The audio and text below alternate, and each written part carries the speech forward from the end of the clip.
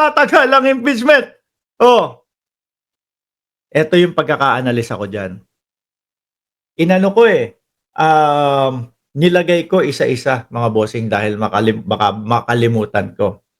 No? Dapat po ba na matuwa yung mga DDS diyan sa June 2 pa mag-o-open ang session ng Senado? Kung kayo matagal nang nanonood dito sa ating channel, maiintindihan nyo na yung gusto ko sabihin na hindi po dapat ikatuwa ng mga DDS to. Ano po? Dahil lalo silang tagilid dito, mga kababayan. Sige! Yung analysis ko dito, mga bossing, yung Kongreso, bakit Mark hindi pa pinatagal ng onti yun sa Kongreso? Alam naman pala nila, ganito, bla bla bla. Gusto pala nila na umabot ng eleksyon yung impeachment. Gusto nilang matapos yung eleksyon, no?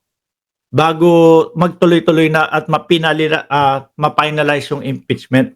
Kasi mga kababayan, kung mapapansin natin, no? Sa Kongreso, lahat 'yan mapapalitan.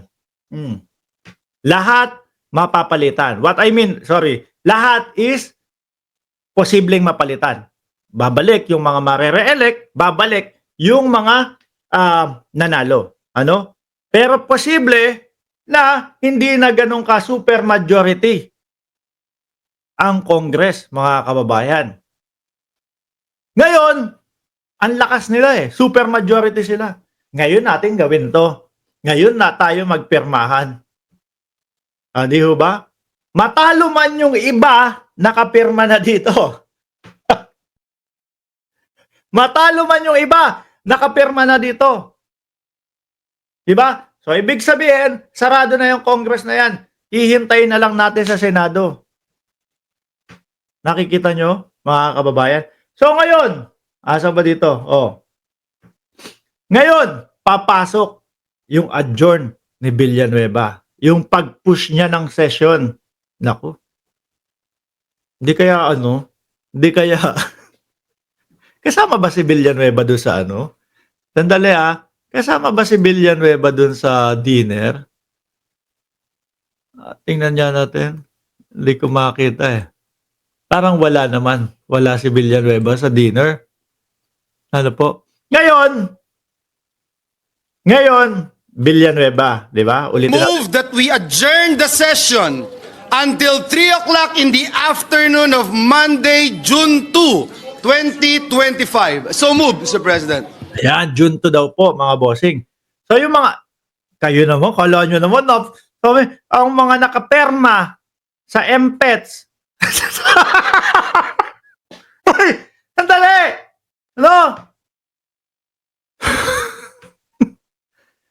Ang nakaperma sa MPETS, OLATS, akala nyo naman may isang syudad na puro DDS lang dyan. Ano? Akala nyo naman kada distrito na mga tinatakbuhan yan puro DDS lang. Hindi. At ang nakikita ko dito, yung mga nakapirma dyan, baka pag lumabas pa yung pangalan yan, actually unang-una sa nakapirma, si Sandro Marcos. At dulong-dulo, pang 215 Romualdez. Parang talagang close na. Di mo ba? Pag lumabas pa yung mga pangalan niyan, baka yung yung congressman namin sa distrito namin, bumoto ng impeach, iboboto ko to. Malayong-malayo yan, yung congressman namin, nakasuporta kay Duterte. Yari ka sa akin. Hindi ka pwede sa akin. Kaya nga ang sinasabi ni Vice Presidente Inday Sara Duterte, hindi ko alam kung kapag inendorso ko sila, maganda o hindi ang tutunghayan sa kandidatura nila. Dahil ganun sila, hindi kasigurado.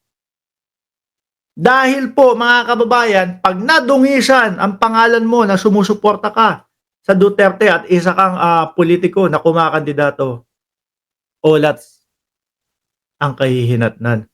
Kaya yan, Elvin, yung sinasabi mong ang nakaperma sa MPETS, OLAT, malabo yun.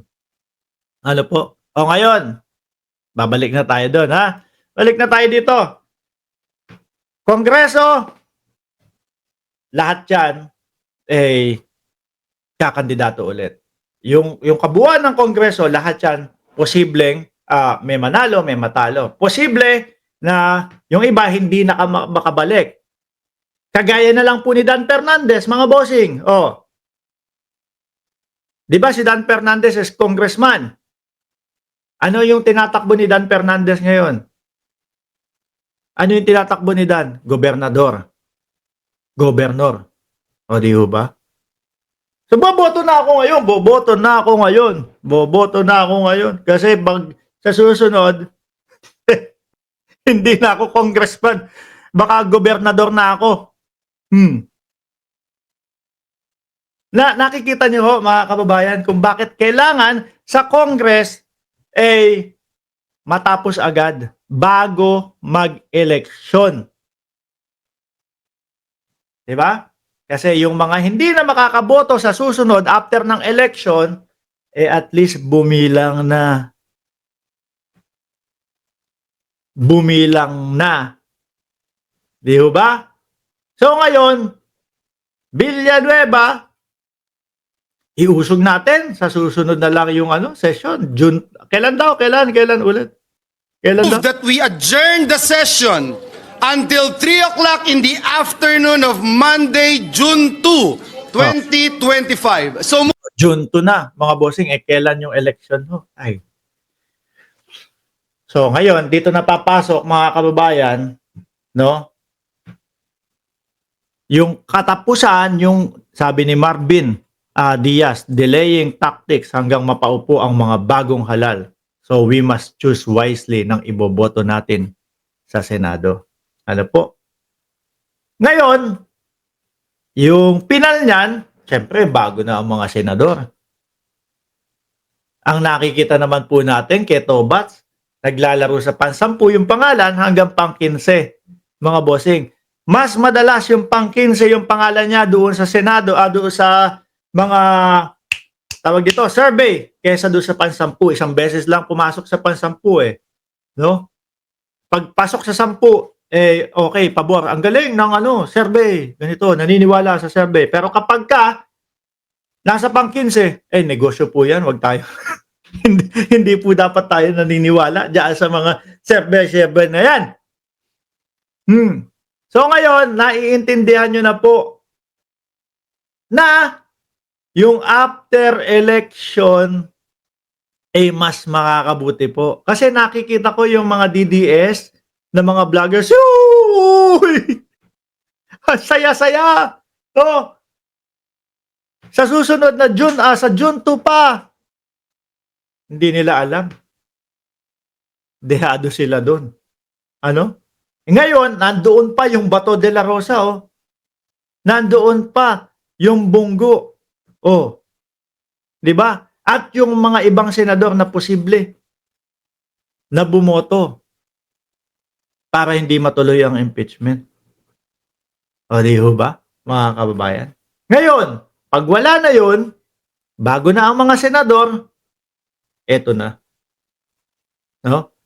Papasok na yung mga senador na boboto kasi po pinag-aralan nila yung investigasyon at pinag-aralan nila yung mismong mga ebidensya sa vice-presidente.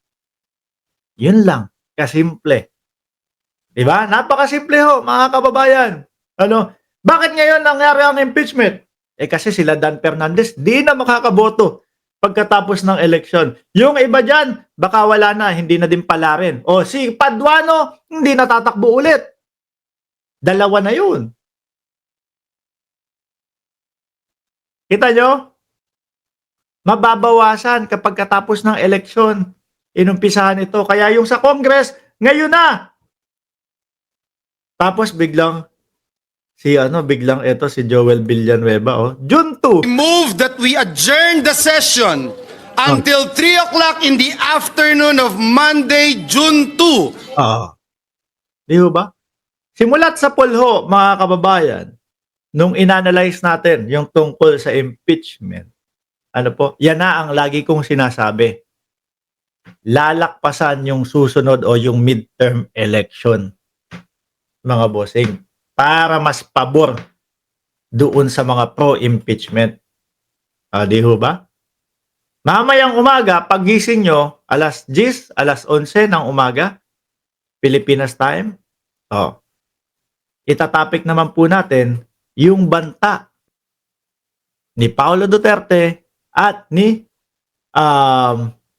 Baste Duterte. Maraming salamat and God bless po sa ating lahat.